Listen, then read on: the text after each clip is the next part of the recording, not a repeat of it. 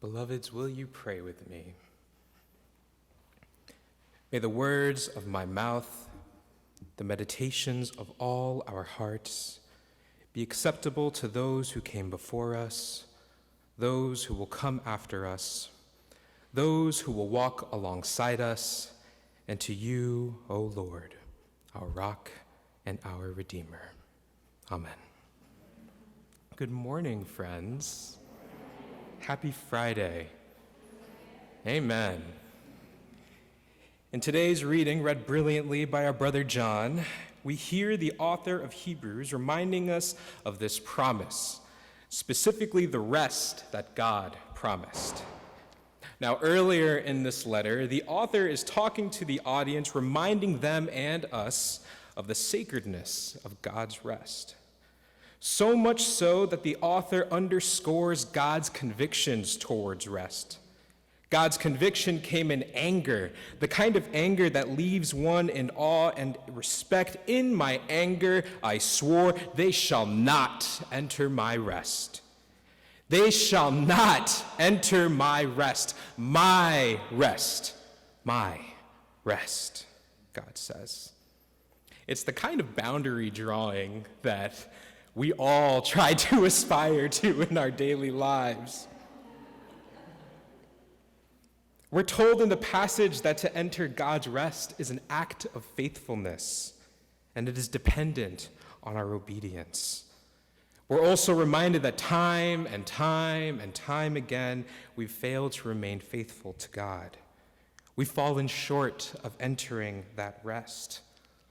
But now there is a chance, there is a window open for us to do so. And tenderly, softly, the author reminds us, therefore, while the promise of entering the Lord's rest is still open, let us take care that none of you should seem to have failed to reach it. Let's make sure that no one fails, that no one gets left behind. It's as if the author can sense our weariness and anxiety around all in one moment. And so we're told that rest is not only available, but implored to each of us. And this rest is different than we might expect. And it's not the kind of pause or weekend that we're used to thinking of and understanding. Now, if we've spoken to one another in the last few weeks, you might have noticed that I go through a mini ritual. I pause when we see each other, I take a deep breath, and I exhale like this. And I'll often look at the other person, realizing the brief moment of vulnerability that I just exposed, worried about the chink in the armor that's become revealed, and then something surprising often happens. We lock eyes for a moment, take a quick but deep breath, nod at one another, again as if to say, "You ready?" And then we exhale, and we just say, "Yeah." And we nod, rocking our beings into this shared moment of what we can only name as weariness. And over the last few weeks, I've noticed that weariness has found its way into this place where every one of us may be letting too much air out than we're taking in, exhaling and exhaling while continuing to move along briskly and suddenly to our obligations. I think that we've become accustomed to seeing rest as something we must stick into our days, squishing it in between our daily lives and routines. Tell me if any of these phrases sound familiar. It'll happen soon enough. I can take about 5 minutes. I only have this moment. Rest will come, but not today. It will come soon, soon, soon. It's something we put off. We shelve aside, or we wearily look towards yet another thing to do on our lists. I'm guilty of this. of falling into the anxious and vicious cycles of, I need to make time for me, because if I don't, then how am I supposed to do this? How am I supposed to make room then? No. I need to prioritize me so that, and it's the so that I lose myself in. It's seeing rest as a means to an end. And so we've fallen into the trap that rest has become preparation for work, not restoration from it. We have apps and notifications that are built on the business of rest. At least twice a day, I get a notification on my watch that says, breathe. Even just 1 minute can help you focus. 1 minute, 60 seconds, I'm told, is all I need to do, to have, before I can get on with my day, before I do what I need to do, to produce what I need to produce, and to become whatever I need to become next. Did you know that you can actually set it for how many breaths and minutes you want to take? Did you know that there's a limit? 35 breaths and 5 minutes is all that this little piece of technology can offer, because even Apple knows that we can take about 5 minutes at most. Rest has fallen into the business model of this convenient momentary pause, giving us glaring reminders that respite has become the hottest commodity. But here in this moment, we're given a glimpse as to what this rest actually is: God's rest. We, as the people of God, are invited to not enter no other kind of rest, not a brief pause, not 5 breaths, but the only rest that matters, the rest that God took, the rest that resides in God's own self. That is the rest that is offered to us. Now, I admit I got hung up on this. I got hung up on this for the last few days, and there is an irony of the amount of labor it takes to write a sermon on rest. Because this right here, God's rest, rubs against so much of our reality. In this capitalistic, grind-focused, hustle and bustle culture where we are inundated with deadlines, projects, violence, grief, etc., what room is there for rest? 5 minutes is all we can get. It is all we deserve. And herein lies the problem. See, I think that for us, the challenge here is not that we have to make room for rest, but we have to embrace this deeper, more crucial truth. We are worthy of rest. We are worthy of resting.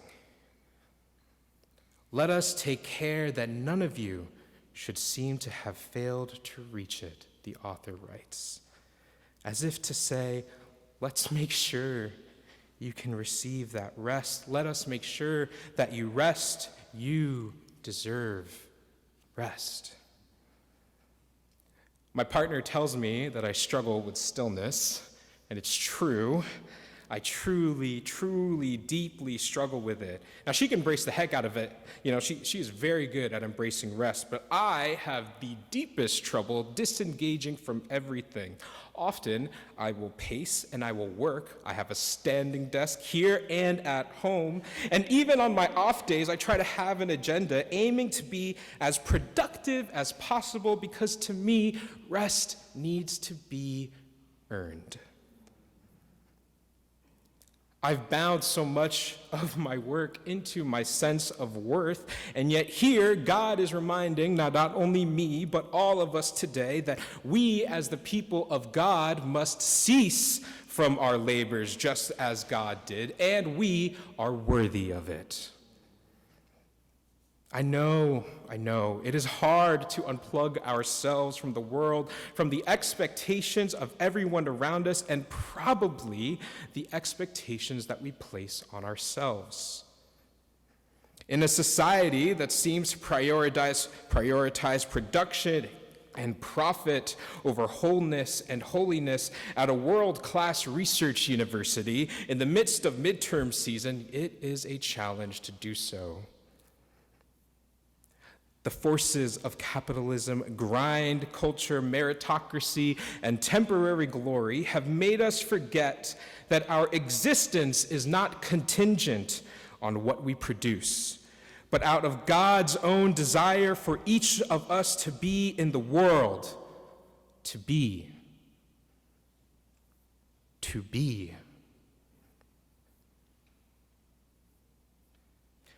God reminds us that rest is a divine and radical act. As Tricia Hersey, the NAP Ministries founder, reminds us, rest becomes a disruption to grind culture and offers space for radical care and healing. Radical care and healing. Rest is radical. It dispels any notions of worth, any prerequisites we may have or hold of ourselves. Rest not only restores our souls, but it gives us glimpses and loving reminders of our own belovedness, our own holiness. This rest we're invited to, this divine rest, to rest as God does. What a concept. But it is not a concept. It is available and here for each of us to take. Come to me, all you who are heavy laden and burdened, and I will give you rest. Not just any rest, but the rest that I, God, took. Now, ironically, this does take some effort. And we've been so used to the motions that we'll need to resist the temptations to find ourselves into God's rest. To reclaim and enter this rest does take work. Healing takes work. But the key here is that we're not working to build or create. It's not going to belong in any journal or publication. We are working to restore, to repair, to remember. And friends, this is not an isolated effort. Let us, therefore, make every effort to enter that rest. Let us, not you or just me, this pursuit of divine rest that has been promised to us requires each and every one of us. To embark on it alone only reinforces the isolationist, grind-focused, capitalistic societal that we have been trapped in and harmed by. We pursue this together so that we all may rest in God's loving embrace. So, beloved, let's begin today, reclaiming that same ritual of weariness that I would participate in when encountering a fellow student and colleague. Let us reclaim our weariness, remembering that we are worthy of God's rest. And so, look to your neighbor, pause, take a deep breath, nod, exhale. Yeah.